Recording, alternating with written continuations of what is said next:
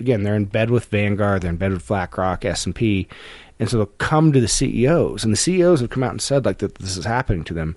They say, if you don't improve your score with them, either we're going to pull all of our investors, and when you're Vanguard and BlackRock, I mean, you own 60% of most of the companies combined. They're each using about 30%. So, either you do that and we'll tank your stock and ruin your company, or we'll just vote you out at the next shareholder meeting. We'll get a CEO who will do those things. So when people wonder, like, why did Bud Light do what it did? I was just going to ask. Because obviously it was so off-brand for them. Yeah. It was that, or the CEO gets his job pulled. Tell Them For Me, a podcast brought to you by Road to Purity, where recovering sex addict Dan opens up to his son David about his journey towards healing and redemption. Whether you're battling addiction or know someone who is, this podcast offers a beacon of hope and a reminder that you're not alone in this fight.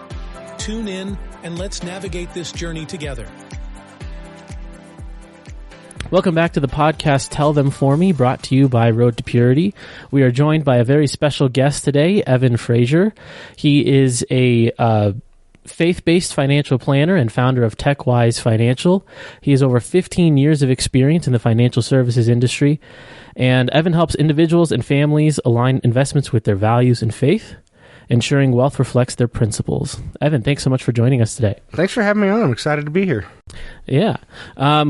So we were curious, actually, just to start with, what led you to create specifically faith-driven financial planning? I mean, what exactly does that mean to be faith-driven in that regard? What I found as I kind of started looking into the investment world and as a planner is what's kind of happening underneath the lid of all these investments. So when I worked at a company called Personal Capital, that was something that they did, but they looked at it more from a concentration standpoint of, you think you're diversified, but you're not. You're actually really concentrated in just a few companies. And that kind of got me the idea as I started looking at it, well, what's inside of those companies and what are they doing? And so it really led me to understand that there's a lot of hidden things that violate my morals, my code, and I didn't want to profit from that. And the Bible's been very clear about, you don't bring the wages of a prostitute into the church. And so I think part of it was just God led me to tell everyone, that this is happening, because I think most people don't know it's happening. Right. So how do you help people then know what to do to steer clear of that? Or what do you recommend to make sure that I'm not investing my money or doing something that's going to end up supporting something I don't support? Sure. So there's a company out there called Inspire Investments, and they're one of a few different companies I work with, but they've got a great tool that allows people to kind of peel back the onion and see what's inside their investments. So usually when somebody comes to me and they're like, well, how bad could it really be? This will usually start with taking a collection of, all right, what are you investing in? And I can run it through their tool, and then it'll come back and tell us, hey, this part of the fund is investing in pharmaceuticals that make abortion drugs, or this company inside of here actually helps distribute pornography or things like that. And I think the first step is people are always shocked at what they see in there. And so we've got a couple options. We've got different screens. So we have ones that align up with the U.S. Catholic bishops, so we can look through that lens. We've got some other ones that have been put together by some Protestant pastors and things like that. And then if clients, usually more of my engineer types, if they want to really get into the weeds, they can create their own screens and talk about the things that they care about within there. But that's usually where I start. And then once we've kind of identified how bad the problem is, then we can start to look at, okay, we like kind of the philosophy of this indexing. So how do we rebuild the indexes but remove the specific companies that are causing those problems? Okay. So you're indexing, you're talking about like S&P 500, for example. How many companies on there are investing in... Well, and can you give some examples of like what types of things? You mentioned already abortion and different things like that. What overall do you see a lot of that obviously is not going to align with our Catholic values or Christian values, but what do you see? Well, I mean, I think a lot of the major media companies, so your Amazon, your Netflix, your Apple, a lot of people don't realize that because they're so nebulous that they do have porn distribution centers to their business. Okay. Interesting. Now, I think one of the things I always talk about, and I think that's something that Inspired does a good job of talking about, is that doesn't mean that you can't go out and buy an Apple iPhone, right? You can still buy their products that are not causing the problems, but it's different when you start investing in the companies, right? Because now you're profiting from it, which is, I think it's an important distinction to make, because it's like you want to reward the companies for making the good things, right? You want to reward them for making the phone, but you want to get them to move away from the other things that they're doing. Yeah, I've always wondered that myself, because I feel like today there's more and more I keep finding things that things that I don't support, things that I don't like. Even Kroger and a lot of other companies, especially after the Roe v. Wade got overturned, and then all of a sudden, so many companies were talking about, we'll pay to fly you to a state that has abortions and all of that kind of stuff. And it's like, I think it was Hello Bella was one of them, and it's like, we're starting to pay attention more to healthy products, right, that aren't full of chemicals and all this kind of stuff. And a lot, especially for our kids, and a lot of the ones for kids are also supporting that kind of thing. And I'm like, well, I want to support, like, can't we just ignore, all of the side? It's difficult because as a nonprofit, obviously we want businesses, and we've had businesses support us. But on one hand, sometimes I want to be like, how about all the businesses just stop having side things that they support or donate to or whatever, and can you just make a good product? And if I like the product, I'll buy it. And if I don't, then, it's like with Apple, we use a lot of Apple stuff, a lot of great technology, but, there's a lot of other stuff that we don't want to support. And it's always a bummer to me that those are intertwined, The one that always blows my mind are the diaper companies that donate to Planned Parenthood. Yeah, exactly. It's like, what backwards thinking? Yeah. Yeah, you're killing off your future market. Yeah, yeah. I think with that, though, I think sometimes when we talk about like biblically responsible investing, people only talk about excluding companies. But I think one of the things we also focus, and again, what I like about Inspire and Timothy Plans and some of those, is that we can then also focus on working with the companies that want to do better. Right. And we can also stop some of the companies from acting bad. So I'll give you an example with Inspire. They do a lot of lobbying, not necessarily for Christian values, but for businesses to remain neutral. Mm-hmm. So M&T Bank out of the Midwest was starting to debank Christians that were had certain political views. Well, Inspire was a major shareholder with them, so they went back to them and said, look, we're not asking you to go out and go door to door and talk about Jesus, but we want you to treat everybody the same. And just because they have political views you don't agree with. And they were able to push back and get them to stop doing that.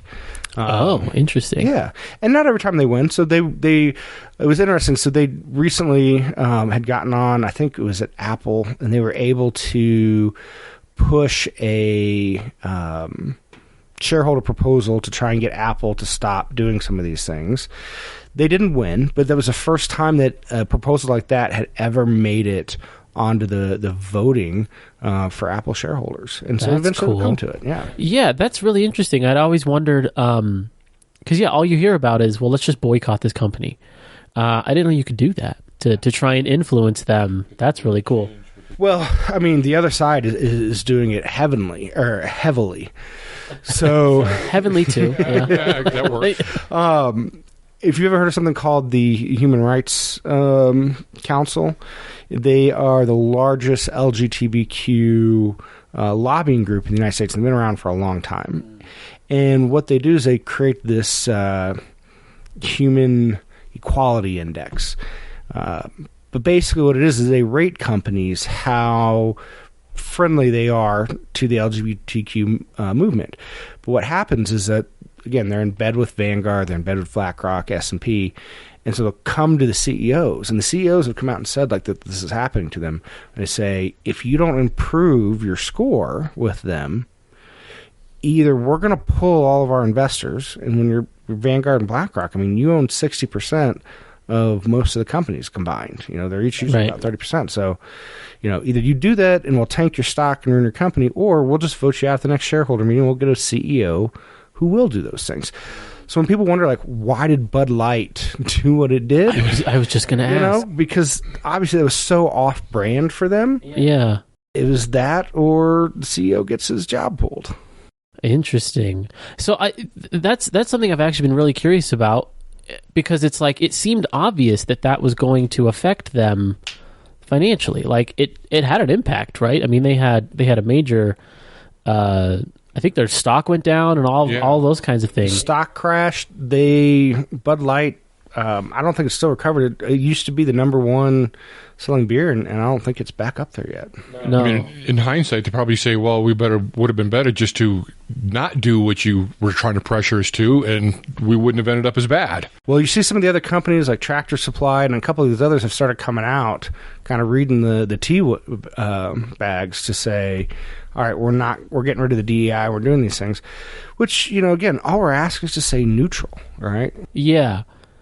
Yeah, sometimes I'm like, I'm not asking that you need to go bend over backwards to support traditionally Christian values to a certain degree, but don't bend over backwards to go against them in a way, especially with Disney right now is a big one for me. But now, one thing I was going to ask, you mentioned about how not investing in, like, say, for Apple, for example, that has some of their stocks in some of these questionable areas, because then you're making a profit off of them.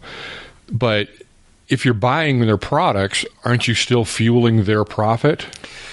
But you're not fueling it through buying the things that are causing the problems. And so what you want to do is you want to reward the companies for making the things that are good. And so when they're looking through their bottom lines and looking at these things and saying, all right, are we really making that much money from doing these other things? But does that really work if they're being influenced, like you said, where someone comes in and says, look, you need to do this or we're going to find a new CEO? And clearly it almost seems to me sometimes like it has nothing to do with the actual financials. Because I've wondered this myself. I've gone back and forth. We've stopped paying for like Disney Plus and buying Disney related things because of a lot of stuff they're coming out with towards children. But I have thought, like, okay, would it be morally acceptable to just only watch or buy the things that we support? So like if we had Disney Plus, right, and they're sitting there looking at their metrics and looking at their data, they can see that all of their movies that are pushing some other agenda are doing poorly, which we have seen. I mean, every movie they've come out with, it's got some stuff in it is not doing well, but they keep doing it. So is that really effective? Does that work morally? Or is there other things at play here that they're not going to pay attention to the bottom line? So I think there are two things at work here that we would never need to cover on this. One is it's not just those companies, and here's what I mean by that. So we'll use abortion drugs as an example here. Sure. Okay. Vanguard invests in these pharmaceutical companies that make abortion drugs.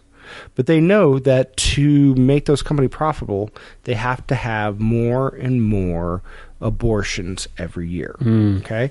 So what does Vanguard do? Well, they're also, by themselves a 30% shareholder in Disney and all these other media companies. So if you've wondered why they've gone woke and why they've stayed doing some of those things, is because Vanguard and BlackRock have gone in and said, look, we need to make these other companies that were invested in profitable, we need you to make abortion look more normalized. And so you see a 27% year-over-year increase in positive abortion mentions in media. Why is that? It's because they're being pressured. So it's one of those things where Vanguard looks at it and says, I don't really care that much if we maybe lose a little bit from Disney because we're going to make way more money over there, right? And we'll offset that on the whole. Right, so you've got some of that pressure. I think it does help because they do track those metrics, and it may not be something that we can see right away, and it's not an instant fix. But I think you are going to start to see, and especially with the rise of companies like Angel Studios and things like that, and as they start to gain more market share, it's just the economics. You got to make it more unprofitable for them, that even if they're selling more of these other things, whether it's abortion drugs, whether it's transgender care drugs and things like that, I think you have to fight back and just make it unprofitable in those. The other flip side of that is why it's so important then to invest through a biblically responsible company like Inspire, because then, the more money that Inspire is managing makes it easier for them to have a bigger say at the table, right? So theoretically, let's say that Inspire and Vanguard owned the exact same companies in the fund. It was the exact same thing.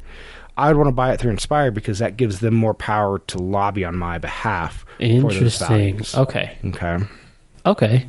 That's why I think biblically responsible investing has an opportunity to help save the culture, save the country, because it allows us to lobby and push back behind the scenes. Because again, most people have no idea this is happening. Right. Yeah, I didn't know that. Well, I guess I knew it to a certain degree, and obviously there's a lot of companies you see doing different things like, I know Starbucks donates a lot, I think, to Planned Parenthood and different things like that. I am curious, actually, like to backtrack a little bit and get a clear picture of what actually is happening. So the example you gave, Apple, you said something about pornography distribution centers. What does that mean exactly? What does that look like? Yeah, so they let different apps into their system so that you can download it on the phone, and then they get a cut of the money that people spend through those apps. Okay. They do? Mm-hmm. I could have sworn Apple didn't allow that on their They had gone back and forth on it. Okay. Interesting. Yeah. So okay. So it's that they allow the distribution through their devices, through their stores, through their media, and all that kind of stuff. Yeah. And then they get a cut of it. Right. Well, right, because you get a cut of everything on the Apple Store. Yeah. So interesting. Yeah, I thought that they didn't allow that, but it's interesting. I think Steve Jobs, didn't, and I think Tim Cook was the one who might have let it back on. I could see that. I have to go back and recheck my notes on it, but yeah. That's interesting. Okay, that makes sense. So it can be things like that where the company is part of their actual company itself is profiting from that kind of stuff. So for Amazon, it could be stuff that's being sold on Amazon that they're not restricting. They're not restricting it. Also, using it for like the AWS systems for storage cloud for the porn websites and things like that. Right. Yeah. Their cloud server that they have.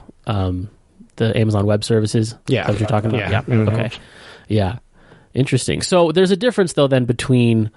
how do you look at the difference between a company like Starbucks, for example, donating probably a significant amount of money to Planned Parenthood, so they're directly fueling that, versus like a part of their platform, they're just not restricting something that you don't agree with. Mm-hmm. Does that make sense? Yeah. I think it can get a little touchy. Starbucks is an easy one for me to boycott because I don't drink coffee, but I've never liked them. But I think you just have to draw a line in there. And I think it raises another point as a shareholder. Your job as the company CEO is to maximize value for the shareholders while at the same time providing a good and safe product for people, right? So as a shareholder, I'm wondering, where's the value in this for me? When you are donating profits, it should come back to me either as a shareholder or should go back to the business to create new things or maybe pay more benefits to the employees. Why are we donating that money to Planned Parenthood? If you as a CEO want to take the money out of your $100 million, I think he just got a $90 million raise. It was something outrageous. And, fine. You want to donate your own money? You do you. But as a shareholder... Right. Why is my money being used for this? Right, and that's another thing that I've wondered is the individual people in the company. Exactly that thought. It's like you can do what you want behind closed doors to a certain degree. Not that we support hurting other people in a certain way, which we believe abortion does, but you have to bring the company into it. Right. Yeah. And I think it goes back to kind of Inspire's mantra of like just trying to keep it neutral.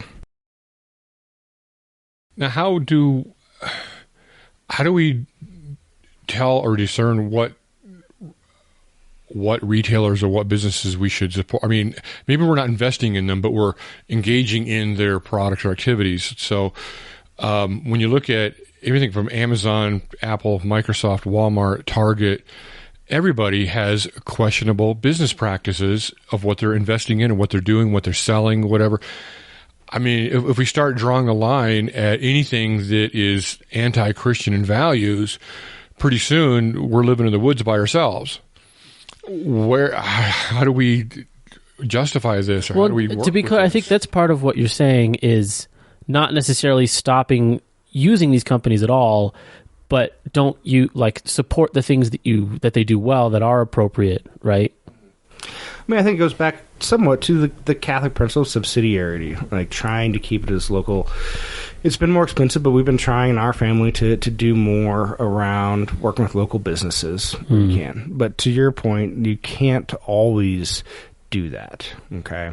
Amazon, I really personally just dislike Jeff Bezos. I think he's a terrible person. And my wife kind of laughs sometimes because sometimes people will send us stuff, or I'll order something from a completely neutral third party, and Amazon will be the one to deliver it, and my wife's trying to hide the boxes so I don't get mad. And so I think it's the best efforts. I think you have to kind of weigh, where there's an opportunity to shop at local companies that don't have those problems, then we try and do that. And if I'm forced into Walmart, I'll pick Walmart over Target most of the time, right? Yeah. So it is a hard thing to do, but I think it kind of comes down to each person's, walk with God and how they want to discern that. And I think that's part of the question is, so in your opinion, if you have the ability to boycott something, I know we talked about different ways to influence the companies, but if you have the ability to stop using a company, should you? Yeah, and I think that, again, that's what I love about being Catholic, is that everybody can kind of form their conscience through guidance of the church. But for some of these things that are a little bit more in the gray, that we are able to form kind of our own conscience around those things. Sure. Yeah, I had a priest once talking about some of these things once before, mentioned that when he's forced to go to a certain place, like there's certain things that he, for medical reasons or through the pharmacy, I can't remember why, has to go to Kroger, and he doesn't support a lot of things that they support and all that kind of stuff, that he's a process of making reparations every time he does. So I think he just, when he gets back to his car, he says a Hail Mary or something and offers it up in reparation for whatever Kroger is doing. I don't remember specifically, and things like that, which I think is another way to kind of approach the issue by increasing prayer on behalf of those people and for those people who are involved in these companies and making these decisions and that kind of thing. Yeah. And it is difficult, and I think it really does come down to where there's a option that's outside of that we really should look at those. And I'll give you an example. I work with a company called Pro-Life Payments, and they process credit card and bank account payments for businesses and nonprofits. And part of why Jared started this company is PayPal, Stripe, Square. A lot of times they donate. Some of them are actually investors in Planned Parenthood. So the problem is every time you swipe that card, a portion of the money that you make or that you're paying on that is going to go back to support Planned Parenthood. And I'm going to call out the Colorado Springs Diocese right now. So they work with a company called Blackbaud.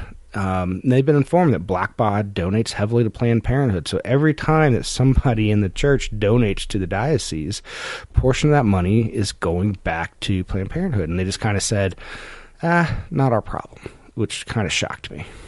Yeah, they weren't interested in changing their payment processor to something like... They weren't even interested in having a conversation about it. Really? Yeah. Interesting. Was there any specific ties as to why... Can you think of why they would want to keep their... Is some benefit that they're getting that they can't get anywhere else, or? I think it's inertia. You're so used to doing something one way, and a lot of them are volunteers, or this is their second career, and so the thought of having to try and make a change in the work involved in that, it's like, I don't want to deal with it.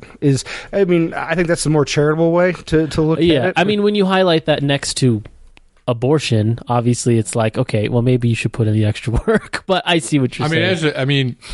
Unfortunately, as a business owner for many years or decades, when you're looking at an organization the size of a diocese, to change something as fundamental as how they collect their money through all of their parishes and everything to do, and to go and make that change is a very major undertaking and can cost a lot of money in making the changes in the software and training and the problems and stuff that they're going to have, and all the automatic donations that are happening and have to switch those over. I mean, they could be losing a lot of money in that process of doing that. So, not that I'm defending it, but I sure can understand. They're like, yeah, there's no way we're touching this. From a pure we do have other dioceses that are in the process of changing, though. Yeah, I was going to say it's actually fairly. The nice thing about this software is it's fairly easy just to swap it out. Like, there's not a lot of work behind the scenes. So, but even so, I mean, while that makes sense, weighing that against protecting the dignity of human life is like, well, yeah, that's a lot of work, but this is more important. And what's crazy about it, so with the pro-life payments, they partner with, was it? I'm drawing a blank on the name of the company, but they donate 10% of their profits back to this company, and they average, it's like every $500 saves a baby's life. So like they do like the scans and things like that, and they've got it down to a science. And so I think as you nailed it, what does that work and maybe potential loss of profit versus the saving the life of a baby? I would think actually that there would, I mean, in a Catholic diocese, I would hope that they could advertise that, hey, we're changing the way we do things so that we actually, currently we're technically supporting something we don't want to support. But on the other hand, by switching, we will actually now be helping to stop abortions and better that cause. And I would think people would respond to that and be like, sweet, yeah, I'll donate. I mean, I would hope that would be the response. I mean, like I said, I could see the business side of it, why they would resist, but to not even have a conversation. Yeah, at least see how bad it is. As they might suspect, or how much is really happening and going. That's surprising. Yeah. Which actually kind of reminds me of a quick story. So I've mentioned Inspire a few times. Robert Netzley's their CEO, and what led him to build Inspire is he was on the board of a local pro-life center. And he started looking through, because he worked in the investment field, and started looking and realized, like, how can I sit on this board and say that I'm pro-life and then still invest in and work with all these companies that are, making abortion drugs and things like that. And that's what really led him to not turning his life around, but changing the course of his life and building Inspire and doing some great things. Mm-hmm. That's awesome. With that, I'm curious. So for your recommendation, or it sounds like, working with Inspire, maybe because I'm part of an investing group that it's a phenomenal group, and they've got a lot of great information about investing and things like that. But a lot of people, when they try and invest, say, just throw it in the S&P, you'll average 10% a year, something like that. You mentioned before indexing. So like someone who's interested in just kind of slowly putting something somewhere, they can use Inspire to do that, or what would you recommend? So, as great as Inspire is, they can't be perfect at everything. Mm-hmm. So when I work with my clients, I've actually built a kind of more like a robo portfolio, something akin to like a Betterment or a Wealthfront, but using faith-based investments. So, for the areas that Inspire really excels, we use them.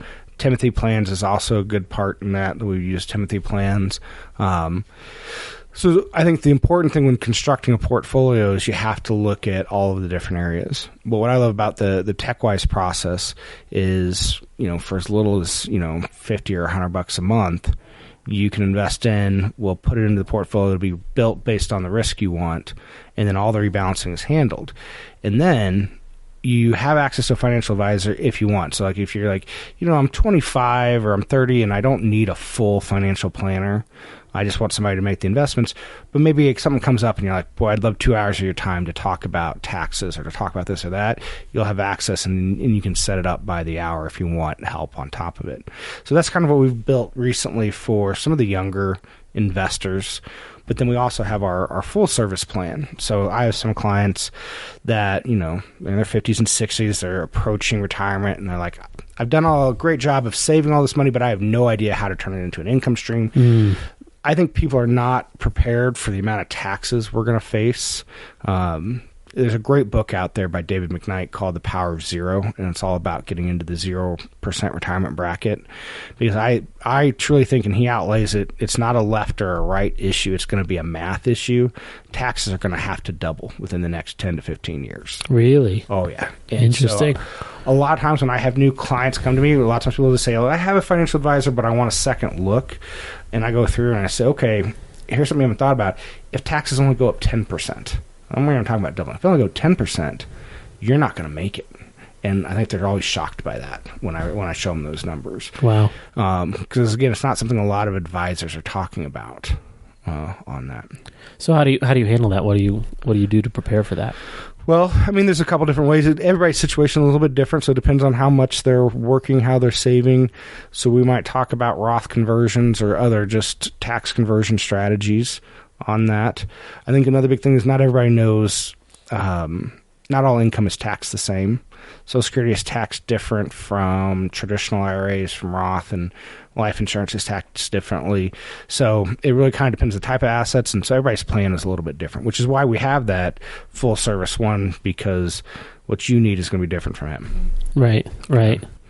But I always say if it's got a dollar sign affects your life, we'll talk about it. So we help clients not just plan for taxes, but we'll file taxes. We help with insurance. We do everything. Sweet. That's awesome. Yeah. Oh, one other thing I will mention on that is a lot of times I'll have people say, well, my advisor's Christian. I'm like, that's great. But the company he works for isn't going to let him go outside of the things that they do. So when I worked at Edward Jones, we had like 5 mutual fund companies that we could pick from to work with. And it's because Edward Jones had a kickback system in place with those 5 companies. So it didn't matter how Christian or Catholic I wasn't allowed to really go outside of that. And so that's why I tell people it's not his fault, And to be honest, most advisors aren't even aware of this kind of stuff, let alone even if they are, that they can change it. Right. That's interesting. I want to revisit something from earlier. Do you have any information, and if not, that's okay, I know there's a lot of stuff from the government recently removing a lot of DEI from the country, however you want to say that. And I know I've seen a lot of companies starting to remove a lot of DEI stuff in response to that. One, how does that affect things investment-wise? Have you noticed an impact from that and how that changed anything? And does that influence, are we now okay to invest with some of these companies if they're removing some of their DEI initiatives and a lot of the transgender related stuff, especially LGBTQ, all of that kind of stuff? Mm-hmm. I think it's a good start. I think it's a good start that they start putting pressure on those things, and then hopefully it's a move back to neutral. To neutral, on that. Political winds are fickle. So in 4 more years or 8 more years, maybe it slides back the other way. I think the thing is, though, the companies have to understand that there's an outsized risk, like what happened with Bud Light, what happened with Planet Fitness, that when you do these things, that the silent majority, middle-class America doesn't like these things. Yeah. And so, as Disney is finding out, when you move away from family values after you've built an entire company on family values, it's not going to go well. Right. That makes sense. Awesome. Well, thank you so much for joining us today. We really appreciate having you on the podcast. I just want, for everyone out there, can you tell everyone where can they find you if they wanted to use some of your resources or the robo investing, but Tek Wise Financial? Absolutely. So you can always check us out on the website. It's Tek Wise, and that's TEKWISE.com. I'm also heavily on LinkedIn. I do quite a bit on LinkedIn, so you can look me up, Evan Frazier, where you can search Tek Wise on there and find me. You can email me, Evan, EVAN, at tekwise, TEKWISE, financial.com. Or you can always call me, 719-413-5614. And I know you guys will probably put in the show notes, and I'll put some of the reports and things like that we have on there as well. Yeah, absolutely. We'll definitely have everything in the description, all the links to Tek Wise Financial, to Evan directly. Do you have any limitations on region? Do you only serve Colorado? Do you serve nationwide? Yep, I can serve nationwide. We just can't do international. Okay. If you do, actually, I'm going to take that back because I do have some clients that spend part of the year in like Mexico and things like that. As long as you have a physical address in the United States, we can work with you. Awesome. Fantastic. Thank you for being here. Thanks again for having me, guys. All right. And to everyone else, have a great day and God bless. Thanks so much for tuning in. We hope you enjoyed our podcast. If you have any topics you'd like us to discuss in future episodes, shoot us an email at ask@roadtopurity.com. Don't forget to visit our website, roadtopurity.com, for all our free resources and affordable programs to help men and women who are looking to grow in sexual purity. We rely on donations to keep doing what we do, so if you'd like to support Road to Purity, please consider donating at roadtopurity.com/donate. Thanks again for your support. God bless.